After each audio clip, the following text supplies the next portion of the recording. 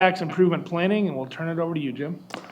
Thanks, Mayor. Good evening, members of the council. Karen, if I could have the PowerPoint, please. I only have 75 slides or so. I really don't. Take your time on each one. Actually, I don't. I wanted to have just a brief overview, just probably a handful of slides for anyone who might be watching either in person or on camera or on online. Purpose of this session is to continue the council's work session from last meeting on the potential components of a sales tax to raise money for our streets. I tried to summarize on this first slide where I think we left things last week, last meeting. Where I thought I heard consensus and where I thought we might still have some unresolved questions. Entirely possible that, council has some other things to talk about. But I think I've heard some consensus on the purpose for the tax, that it would be for both maintenance and for arterial capacity improvements, most commonly known as widenings of those roads. And I also heard some, consensus for the order or sequence of the arterials that we talked through last time. I think the unresolved questions, things there might warrant some more conversation, would be on the rate. A lot of interest in 1%. A couple of council members voiced support for something higher than that. Whether to have a sunset provision and what that should be. And then also, we looked at some scenarios last time that could help us accelerate the work, particularly after a few years with issuance of some debt. In order to do that, council would have to gain voter approval to issue debt with conventional bonds. So there's the question of whether to place a second measure on the ballot to authorize that debt. I will mention that at least in the scenario we talked about last week, the debt really wouldn't have that big of an effect until about year 4. So council would have the option of seeking voter approval at that time if you chose to.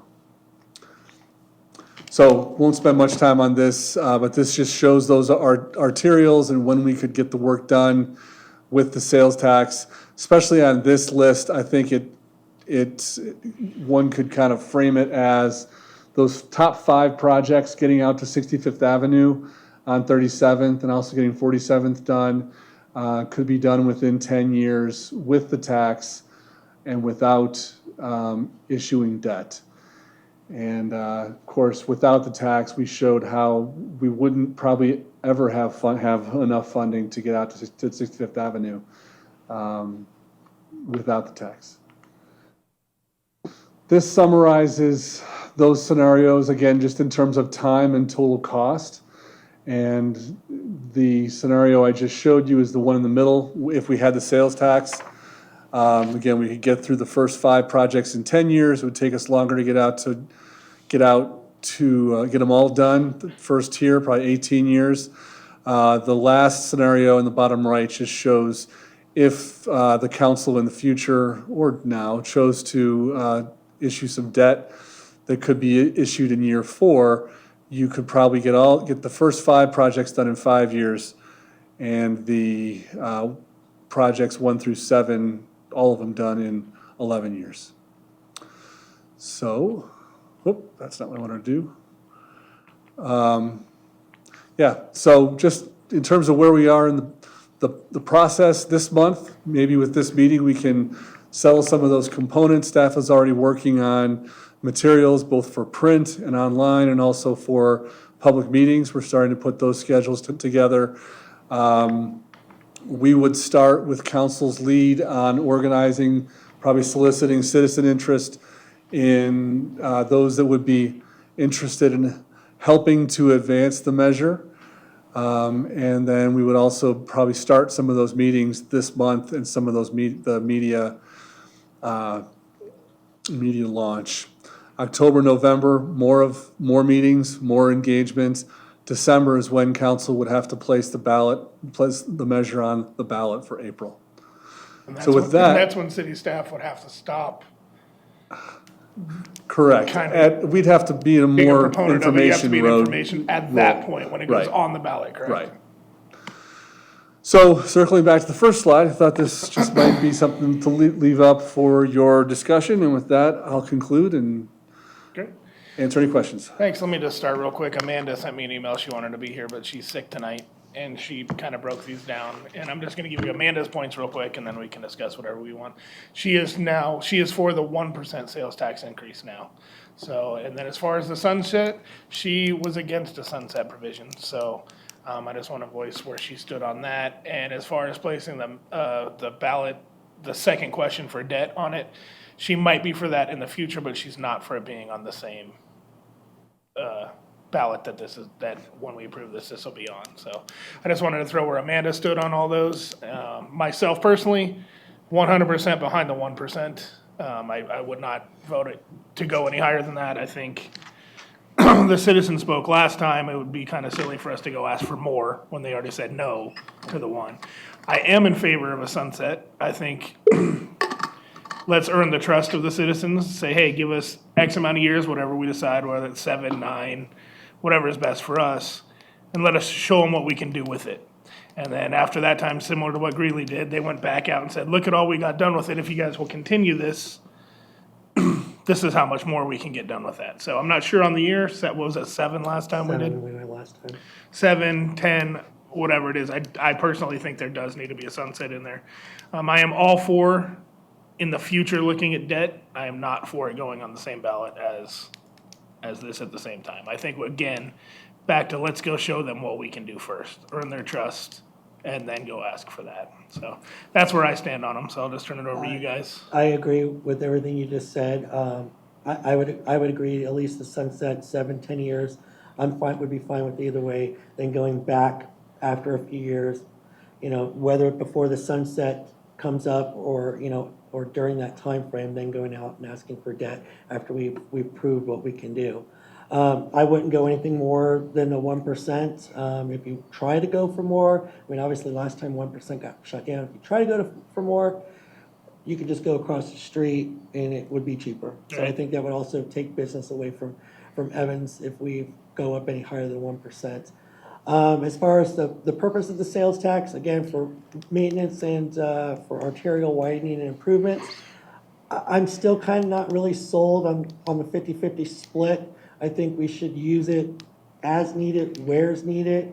As money comes open, grants become available, we might have to be able to shift money, to different places, both maintenance and capacity improvements, to get projects done that may have been later on, further down the priority list. So I don't know if I would go full 50-50, maybe a 75-20. I don't know, but I don't think there should be a split. It should be just as needed, where's needed, depending on how much money comes in and what's available out there for projects to get done. So, but other than that, yeah. Okay. That's where I'm Laura? at. Well, on that line, I just would like to see, I'm not as concerned about a split as much as making sure that all 3 wards are taken care of. We've got projects in all 3 wards. Just to add on to that real quick, because it's the same point. That's kind of why I am for the 50-50 split, is if we're talking about widening arterials, talking about widening, 37th that way and 65th that way and 47th that way, well, like you just said, Ward 1 isn't getting any of the arterial widenings. That's why I am kind of for 50-50, so the people on your side of the road, side of the highway, the east side, hey, we might not be getting the arterials widened on our end, but we are getting, maintenance on our roads or even paved roads that are dirt now, and it'll show, hey, we're gonna make this equal. Because there's not really a road for us to widen on your side of the street, Yeah, if you know and what I mean. with the growth that's out farther west, a lot of those fees go to the roads and making new roads. So, Right. it's good. I'm really flexible and open to that. Again, I'd like to see an allotment towards each projects towards each of the wards. It's all the citizens that are going to be contributing to this. I'm Do you have still that not 100% on the 1%, but it seems like, I think the 1% is a little high, but the rest of council is okay with that. So the other thing that I'm totally for is a sunset provision. I'm against the debt right now, and I feel that if you do incur debt, then you can't have a sunset provision. And so I do want to prove to our citizens that we are going to do what we say we're going to do with this revenue. But I also want to point out too that with a sunset provision, I would like to make sure that all of our projects are completed by the approaching timeline of that sunset, so that we don't have any straggler projects out there where we can't promote the completion of the projects that we've done. I think that if we're asking in 7 years for another ask, and some road is not complete, then that won't look good for us. So I just kind of want to keep in mind that I think we should get keep projects under this if this does pass, that are going to be completed at the time of the sunset. Jim, can you pull up that slide for the years it would take completing the projects on that for me, please? Yeah, I just don't want to get started in with another, let's say, 65th Avenue situation where we're not complete, and then we're back on the ballot saying, oh yeah, we had projects that we promised you, and they're not complete. So, Right. I think that we need to complete our promises to the. I agree, but I think if we did a 7-year sunset, even if we're in the middle of one project, say we're in the middle of 65th Avenue, we could go back and go, but look at 35th Avenue, look at 23rd Avenue, look at Well, this. I just don't want it to be like we ripped up the road. And now there's can't some- finish it, And yeah. now we can't finish So it. Right. would you That's- propose maybe like a 10-year, because in the 10-year you can get 1 through, according to this, 1 you through can get 5. 1 through 5. So instead of a 7-year, do a 10-year where at least we know we got projects 1 through 5 complete. Because if you went out any further, I mean, 18 years is a Yeah. huge sunset. Well, and let's see, we've got 1 through 5. Well, I think that we should say 7 years and shoot for the 1 through 5 projects getting completed. I mean, And that's why and if we get 1 through 5 completed in year 5, then we go and we can do, But I don't think we could. I think the money right, wouldn't be here yet. yeah. I think that's kind of how the diagram's diagrammed out. This year, we're gonna make this, bring in this much sales tax, then this year, we're gonna bring in this. And then by the 10th year, we could finish number 5. I don't think we could try and finish 1 through 5 in 7 years. Well, Well, I think 7 years is a great time period. So think do I, That's what but- Greeley started with. I'm just saying with what our projects, Right. we deem feasible Right. in that amount of time. Well, I think don't that's wanna what be Mark's left saying with- is, if we do a 7-year sunset, we're not gonna get probably Yes, through yes. 5 in that time That's- period. that's right. Yeah.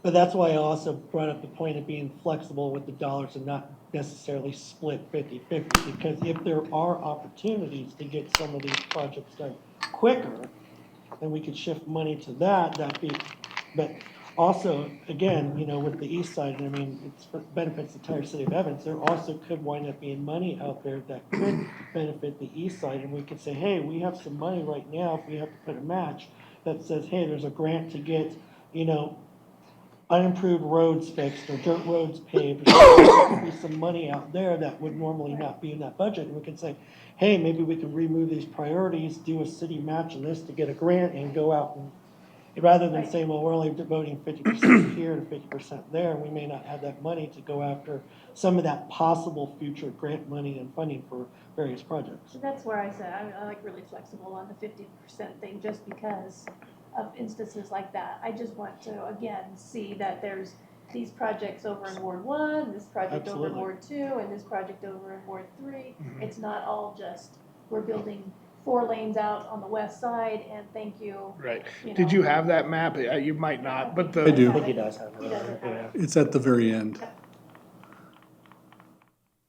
So with that map and the proposal, it would be great to, Yeah, start there we knocking go. that stuff off. Right. And, to me, it looks pretty evenly split up there. yeah, I mean, obviously, we'd have to stick to that, but it looks pretty evenly split. We're gonna have an update on this, just for the record, in a couple of weeks. We've got our new updated pavement condition data. Yep. So Yeah. we'll be able to bring a firmer version of this. Fred, let's hear from you real quick. Or not real quick, you got plenty of time, but.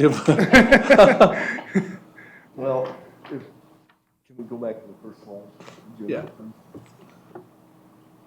I basically agree. Since we have to be a stickler for the ballot language, I'm wondering if we need to put in, if we're gonna try to do a 50-50 split, put some language in like, subject to, grants, and Something like could be adjusted with grants or, adjusted with grants and awards for specific projects. Or approximate. And, I think on the ballot though, we want to be as clear and as Right. straightforward as we can, not, oh, see, now they're talking about, well, and then if. Yeah, I think you might want to either, my suggestion would be either say something like half and half, or don't speak to how much, Right. and just leave it, it'll be used for these purposes, and the council decides as we go. Those would be a couple different, that might be better overall, and it keeps the language on the ballot less confusing. Real quick on that though, do you think people are going to read that and just go, oh, they're just going to widen roads with it, they're not going to fix anything? No, I like the half and half, but that's just me. Sorry, go ahead, Fred. And I agree with the sunset provision. I'm kind of leaning towards a little bit longer tenure for that. And the sales tax rate, of course, is 1%. If we can get that, I think we're doing good. And then if we can get this passed, I think then it becomes incumbent upon us to try to educate the electors about the issues of debt, because that's a sore subject with, I think, with a lot of people, because small counties debt free. But just the savings that can be generated by issuing the debt to get the job done sooner at lower prices. Absolutely. But it's going to take a lot of education, I think, to try to get that across. And that's, of course, assuming that we can get the sales tax passed. Right. And get the revenue. I think while there's only 4 of us tonight, I think we're pretty, I think the only discrepancy would be on the 50-50.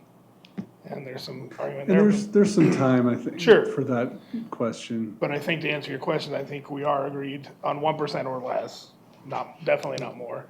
We're all agreed on a sunset, but whether it's 7 to 10. I'm somewhere in fine with there. either or. I'm okay with either one of those as Yeah. well. And then I think we're all opposed to the second ballot measure, right? Correct. So we can answer those 3 questions now. That's helpful. I think one thought is we could start communicating the guts of this, which is the rate and the purpose. For now, we can keep it loose. And not specify specific sunset. And you guys, we can all kind of test that as we talk to people. And then when we come back to ballot language, that's when you can decide the sunset. And if you want to tighten up the language, if we hear that it's important to be specific. But we can talk about the purposes for the tax and the amount. Yeah. And the maintenance, we'll have the updated maintenance information soon. Okay. And the only reason why I've kind of been iffy on the half and half, and here's my reason why, is in the MPO meetings over the last couple, Commissioner Kirkmeyer and a few other people have been kind of looking at the way calls for project works. And they want to make sure it's fair and balanced all the way across the board, not only for larger communities, but smaller communities. And they're trying to make sure that smaller communities are getting their fair share of dollars. Granted, we do get some, but we're also looking about ways, is there possibilities, we don't know, that you can include other roads, not just the ones that are outlined, for specific guidelines in the MPO. So that's why I'm kind of going, well, do I really want to go? Because if this could happen, I'm not saying it could, there could be other money out there that could become available for smaller communities to get some, hands on the money to pave roads, do curb and gutters, if we look at everything and say, hey, is there a way we can do this and help smaller communities? That's why I'm saying, maybe we don't want to do the 50-50, because if this could work at the MPO level, there could be future for us to get our hands on some dollars to do work. Sure. I think there's a little bit to be said also, why I am for half and half. This council isn't gonna be this council in 10 years when that's done. I think it would behoove us now to keep it at the half and half, so 7, 8 years from now, the council doesn't go, well, we got $44 million, just widen 37th. Right. Then nothing else in our city got touched, and we're back in the same boat we're in now. If we do the 50-50, they can't. That's a very good point. Good point. So we'd be right back to where we're at now, You're right. if that's the And, case. and I'm for either one. I agree with Mark that we should have some be able to build some flexibility into that in case we do get grants, so that we can get that work done and utilize that money from the state or the federal government. I mean, it's. How would this is just a question, how would a grant affect that though? So say we got 1.5 million for widening, 1.5 million for fixing potholes, whatever, for maintenance. And then we get a grant for 500,000 for 37th Street. Okay, well, that 500,000 just goes back on top of the 1.5 million we have for widening. I don't see where that would affect the grant. Right, you just gotta put it in the right 50-50. Right.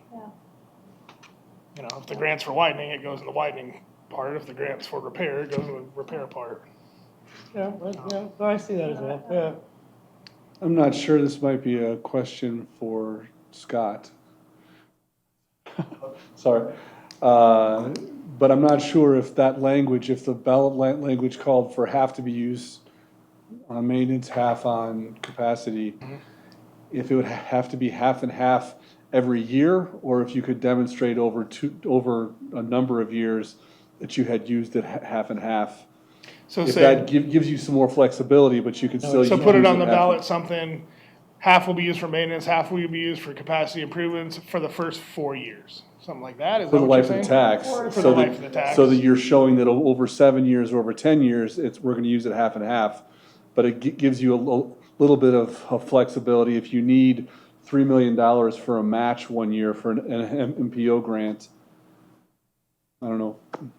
Yeah, it's all the wording in the ballot issue. Yeah, you can certainly do that. We can have that, the aggregate amount over any 4 consecutive years doesn't. Okay, I see what you're saying. Okay. So somewhere at the end of 7 years, it has to be 50-50, not necessarily right at the beginning. Yeah. Oh, well, that's Flexible fine, during if the that, then that's I like fine, yeah, that. okay, yeah. Something like Could that. end up at the end of it, we have $2 left for widening and $3 million left for potholes, but yeah, if you can figure out a way to word that, I'd be glad. Yeah, And I think most of the time with these kinds of tax questions, the council would require of staff and of yourselves that we would be reporting annually, so you'd have more lead time on that balancing question than the end of the tax. Yeah. You would see if you're using it evenly, or if you're getting out ahead on one side. That I definitely that I think would, yeah, But I would agree with that, And it kind of keeps future councils still in check. Well, it kind of hamstrings them too. yeah. If the sunset's 10 years and year 9, we have $12 left to widen roads, but still have $8 million to spend, well, it is what it is. No, I'd be for that if we can word it like that, yeah. So for the communication, I'm thinking mostly now about the community engagement, the education piece. Are we more comfortable with language talking about half and half? I am. Yeah. Yeah. Okay, and then we'll work on ballot language to give some flexibility in that to be used. If we word it like the way he was suggesting, Okay, yeah, 50-50 over the life of like the yeah, sales right, tax. something like yeah. that. I have a question since you brought Scott out. Is there a maximum, period of time that you're allowed to do a sunset? I'm not aware of one, typically.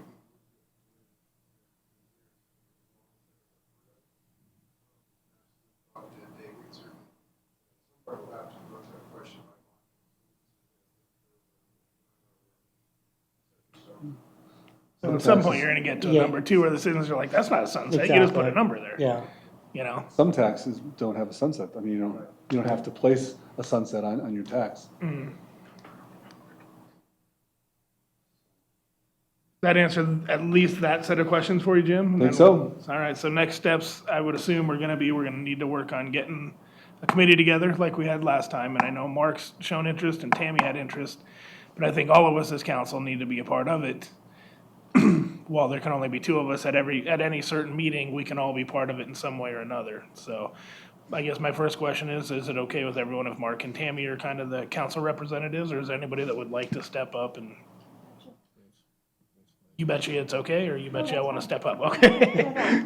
Gotcha, so, Tammy, fine. yeah, I think they'll be They're already fantastic. familiar with, They are, Mark and I did it last time and Tammy was on it Right. without it. And while there can only be two of us, I'm willing to be at anything that Mark has to miss or Tammy has to miss. I could be like a first alternate or something. But I think we all need to get involved in it, so. As far as setting up the committee, we'll kind of let Mark and Tammy, we can all help and suggest names and I'll reach out to people. And what's a good number for that?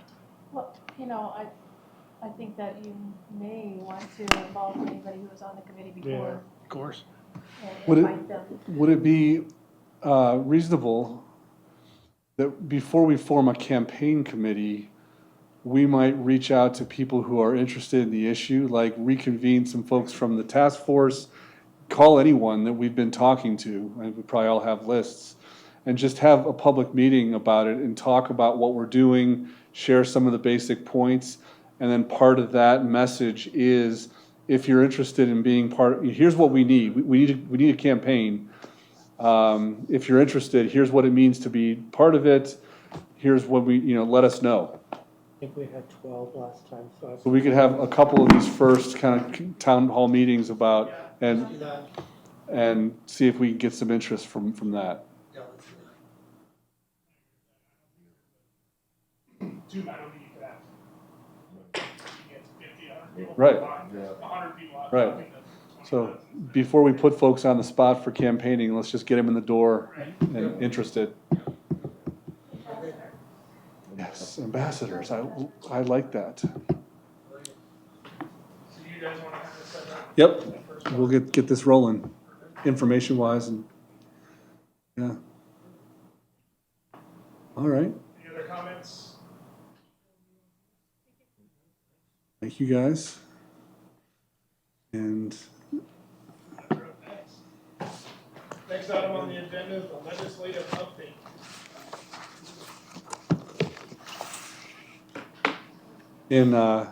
I take some responsibility for there being a little bit of time separation from the legislative session to now. Scott's been patiently waiting to have this, and we've had busy work sessions. Good news, there's no rules have changed since, June or whatever. yeah. Can I help you? You want to start? I'll just pass it around.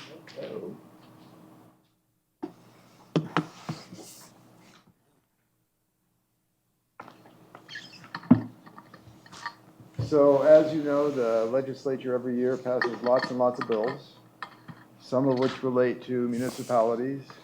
And of the lots and lots that relate to municipalities, only some of them really affect Evans. So what we've tried to do is distill down to sort of a more manageable size, the 2019 legislative enactments that we think either do affect or could affect the city of Evans now or in the near future. And this really just gives you sort of a snapshot of each of the bills. So if there are any of them that you look at, or if there are any that you've heard about and you say, geez, I heard about that, can you follow up? Let us know. We'll be glad to get you the more detailed explanation or even a copy of what they call the engrossed bill. And well, the first one that's on there, in fact, doesn't really apply to Evans. It's a change in the liquor license laws that only applies to places that have fewer than 7,500 residents. So you can ignore number one. Number two is the regulation of nicotine products. And specifically, it allows municipal governments to regulate sales of tobacco and nicotine products to minors. And there's sort of a careful reading in there that you need to be a little careful about, and that is that it says cities and towns can enact fees and licenses and regulate sales to minors. And that part's fine, but if you're going to increase the taxes on cigarettes, you need to be a little careful, because the way the taxes on cigarettes work now is they're collected by the state, and then part of it is returned to the local governments to use. Under this legislation, if you add a local tax to cigarettes, then your cut of the state's taxes would be reduced by that same amount. So I think that was kind of a compromise with the tobacco folks, so they wouldn't have the state taxes on cigarettes and then a bunch more local taxes. So you can impose a fee, which is a fee for giving them a license to issue sales to minors, and you can impose regulations on those sales. For example, I think Boulder was looking at prohibiting any sales to anyone under 21, but you need to be careful if you add a tax to the cigarettes. So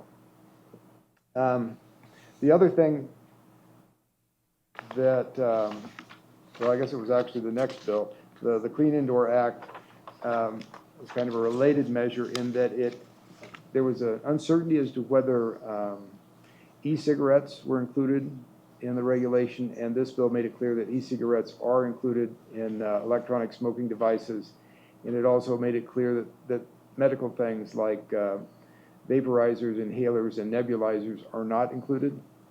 And then the other thing it did is, several years ago, there was a bill that was passed that said every municipality can decide how far from an entrance you want to designate your no smoking area.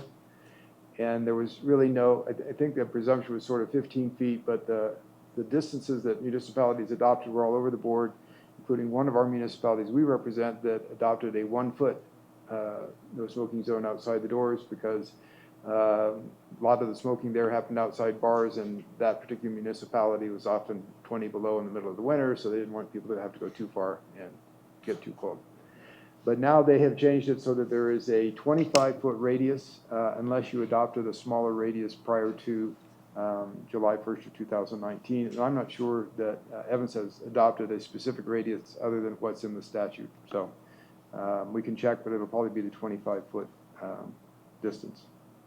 Number 4 is what we call the summer lemonade stand bill that says that you cannot require minors to get business licenses, provided that their business is at a distance determined by the municipality so as not to directly compete with other businesses. So you can't put your lemonade stand in front of an Orange Julius shop, for example, but I think and it also applies to businesses that are operated for 84 days or less per year. So I think it was probably more of a human interest story than it was too serious legislation, but it's out there.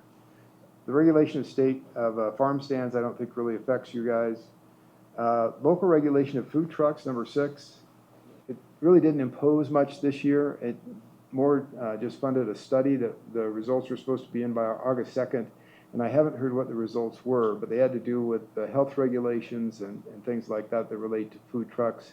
And I think you may have discussed this briefly in some of your workshops, but I think food trucks is probably an issue that's going to be here to stay, at least for a while. They're very popular in some areas. They provide services and variety that you might not otherwise get, especially for special events. But that's the pro side of it.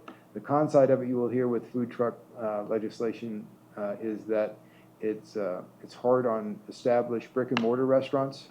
You know, and those are the people that are paying property tax and paying rent, and it's not really fair to them to have these food trucks pull in and, you know, get some sort of a short-term license and sell all the food and take that business away from your more brick and mortar restaurants. So there's really nothing to do there other than to let you know that's probably coming down the road for more legislation this coming year. Number 7 is protect public welfare, oil and gas operations. Not a lot of that is being implemented in Weld County, but the purpose of it was to authorize local governments to regulate surface impacts of oil and gas development under your land use powers. So for your zoning code, you could have setback requirements, you could have noise regulations, you could have nuisance regulations. And so that is something that's being used in a lot of other counties, but not much in Weld County.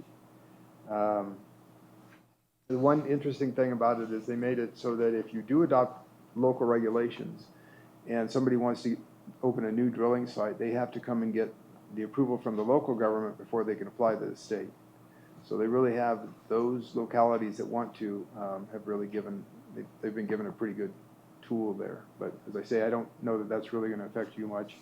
The second part of the bill does have a little bit of effect on you in that it changed the rules a little bit for pooling, forced pooling agreements.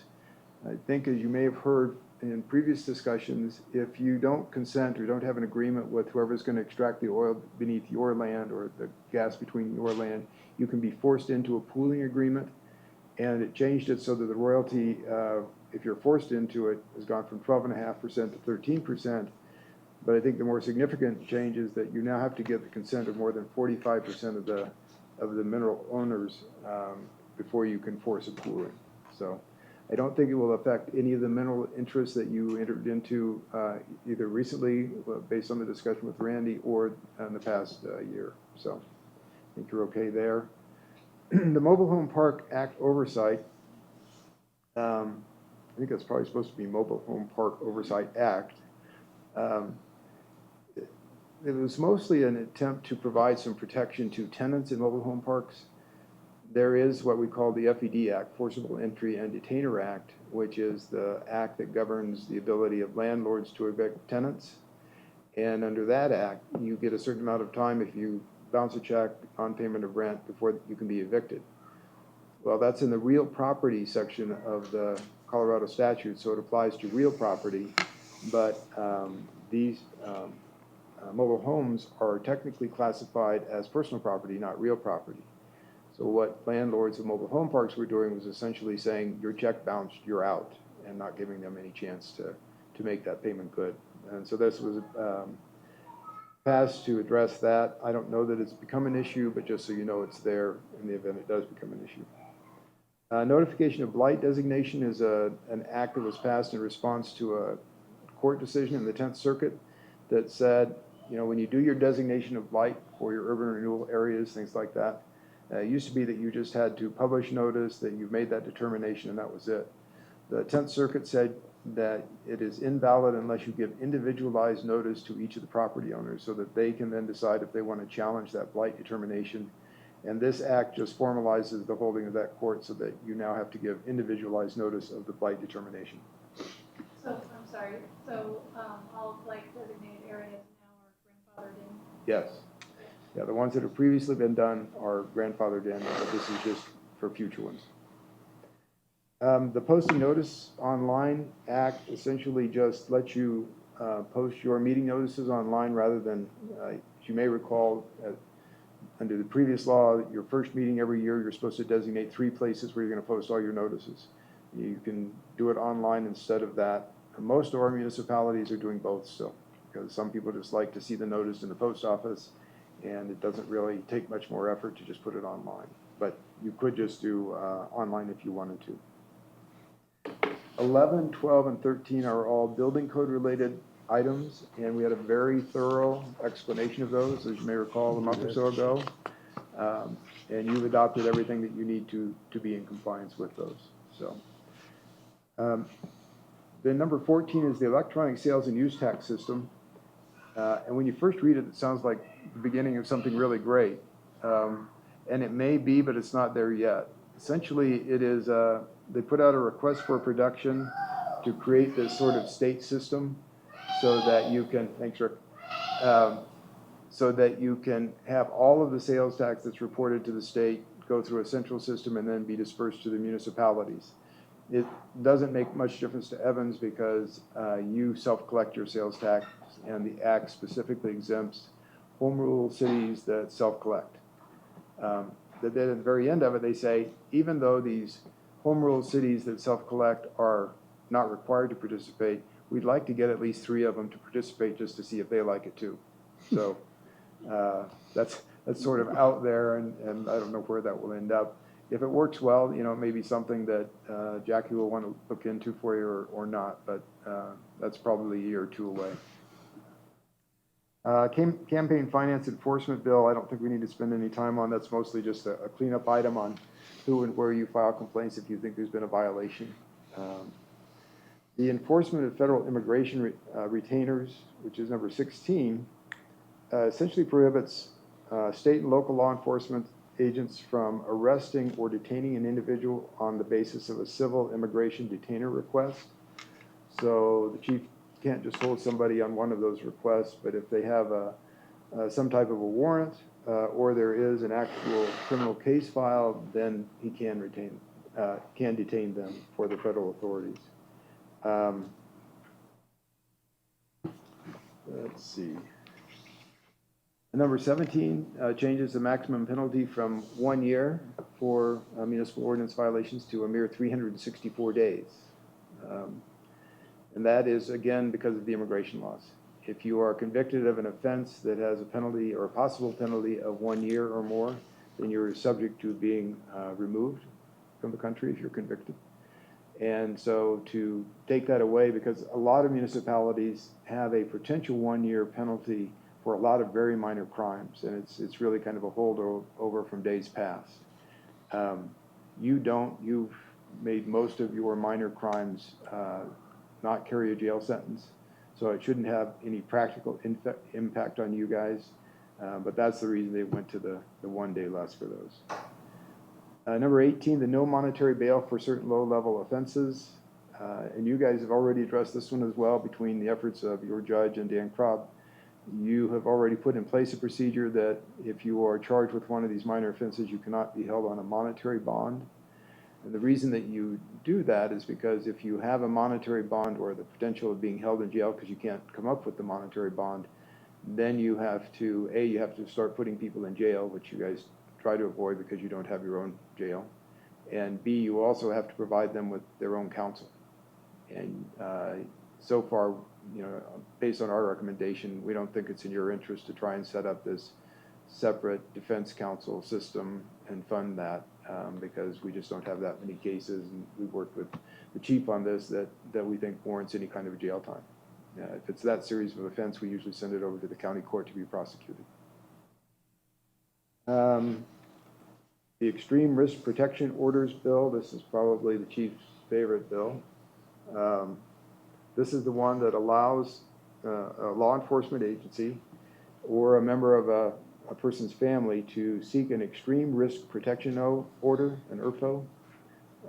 And you can look for one of those if the court finds that the person is found to pose a significant risk of causing personal injury to themselves or others. In the old days, the courts had the authority to make that finding and then put people on what was called a 72-hour mental health evaluation hold. But this is a new tool, comes out of a lot of the firearms regulations that essentially lets law enforcement agents or family members try and get this type of order. Presents all kinds of problems, including search and seizure problems, or is it an illegal search and seizure if you're probably okay because you have a court order, but depending on the basis for that court order, that could expose the city to liability. It's an inherently dangerous type of event if you're telling somebody, A, this person is mentally unstable, and B, what you're trying to take from them are firearms, then it has a lot of potential for things to go bad. So I think certainly Evans Police Department and just about everyone in the state doesn't really like this. But the flip side of it is if something goes terribly bad and the family members or whoever said, oh, well, we asked them for an ERPO and they didn't get it, then you're sort of hanging out there too. So I'm not sure how that one's going to work out. The other problem that I have with it is it's an unfunded mandate. I mean, what do you do with those weapons? How do you hold them? How long do you hold them? How do you protect them? Governor Polis has been better than other recent governors not to approve unfunded mandates where you're telling cities they have to do something, but you're not providing money so they can do that. But this one, I think, is an unfunded mandate.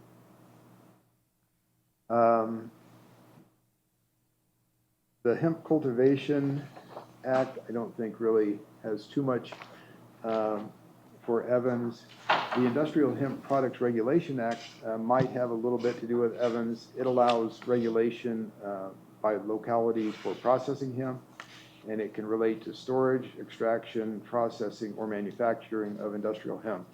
This all arose out of the fact that industrial hemp has been declassified as a controlled substance, and as a result, we're seeing more and more hemp growing operations and hemp processing operations. And, I don't know if you've seen them yet, but I wouldn't be surprised if you will see them. You can no longer say they're illegal. And so you may, if you see a lot of them, you may want to start regulating them. Some people are complaining about odors from those operations and other things, but that one's out there too. So those are the main ones. Are there any that you've heard of that I didn't touch on? Are there any that you have questions about of the ones that I did touch on? So Scott, just so you know, we've got large hemp grow operations here on 49th Street. I'm sorry, what? We have large hemp grow operations that are still in the county. County and the city, And the we city. have on 49th 37th Street. 37th. Yeah. Huge. So you can adopt regulations for those hemp grow operations if you want. If you want me to give you some more detail on what those regulations might be, that's fine. If you're fine with not regulating them at this point, then we won't worry about it. I am curious if we're gonna get calls about smell. I'm starting to smell it as I drive down. Smells like something that's not so legal. Well, I guess it is legal, but not to grow in Evans. Yeah. Yeah. So. Any other questions on any of those or any other ones? And obviously, if you hear of something going on in the legislature and you have a question, give us a call.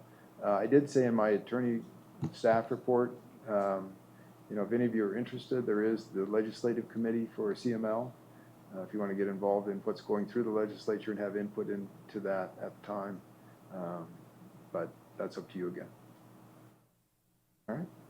Thanks, Scott. All right. Thank you. That's helpful.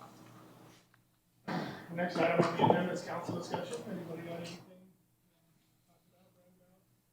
For the heritage days, something that next week, that should be great. See what say. Other than that, MPO meetings, we've got.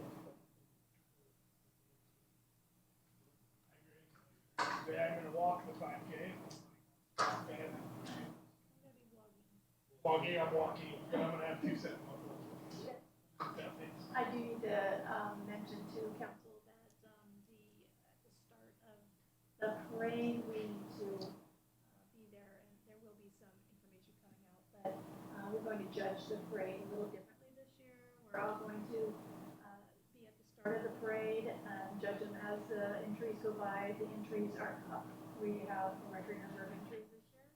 And then we will actually be on the last float. And at that time, we'll let the staff know who we judge as to be, the best categories. And then they will hand out the awards as the people are finishing the parade. So again, we'll have a little itinerary out there for what time we need to be there, but probably like about 9 o'clock, 9:15. And then also, you guys all saw a volunteer list come out. That also includes us. If we want to volunteer to help out in any kind of need, and I did volunteer you. And then I volunteered you as a backup for doing some announcements maybe on Saturday between the bands. So anyway, so it's going great. I hope everybody can be there because it's going to be fabulous. Brad, you got anything? Well, I was just curious, are we gonna have any displays on the road tax issue at the Heritage Days? Are we gonna have anything? The city's gonna have a booth, I assume. Yes, we will have a booth, and we're gonna have all departments who have materials at the single booth so we can support each other and always have that booth staffed. I'm not sure. I'll see what we can do between now and then. Now that we have some of the details filled in, there's probably some things we can do. So I'll be thinking about that tomorrow. I like that idea. I think last year we did, and that's when we were having it, Well, it's straight down the street, so we already had a bunch of people that were able to work it. Right. I don't know who would be able to work it, but I think And this, to have at least those maps out there. When the last time the committee put it up there, because that's when Heritage Days, we already had it set up. Yeah, so. But we were there for the Riverside Park opening. and we're not quite into campaign mode yet, so I think we can have staff, staff can be involved in handing things out where we couldn't last year because it was campaign. I think the map that shows what we can do with 600,000 here, and then the other colored map we just saw. sitting right With the next to it. tax, yeah. Plus the one slide on what we can do with I think it's the second slide where it shows what we can do with the amount of money we have now without any tax and what we can do with the tax. I And think the maps will be more. Yeah, You can see the one yeah, map that has absolutely. like 7 lines on it, and then you can see the Right. other map that's just colored. Right. I think visually that's what she's saying. Yeah.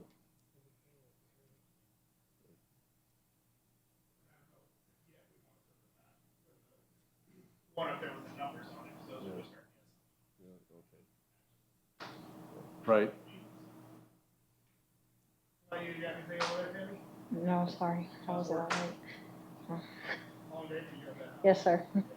All the rent came in. I went Saturday to work and I thought, yay, they'll pay today. It was all Sunday and Monday, but I was like, It was a good day. No, I took it to the house and cut the car. Oh, there you go. You got anything for the council? Any good jokes to tell or anything? No. No. Cool, well, thank you for making it 5:30. There's only, you're okay with it, there's only 4 of us, so it went a lot faster than we thought it was gonna go. So, we got half an hour, so unless Jim, you and staff have anything else you want to talk about? I don't.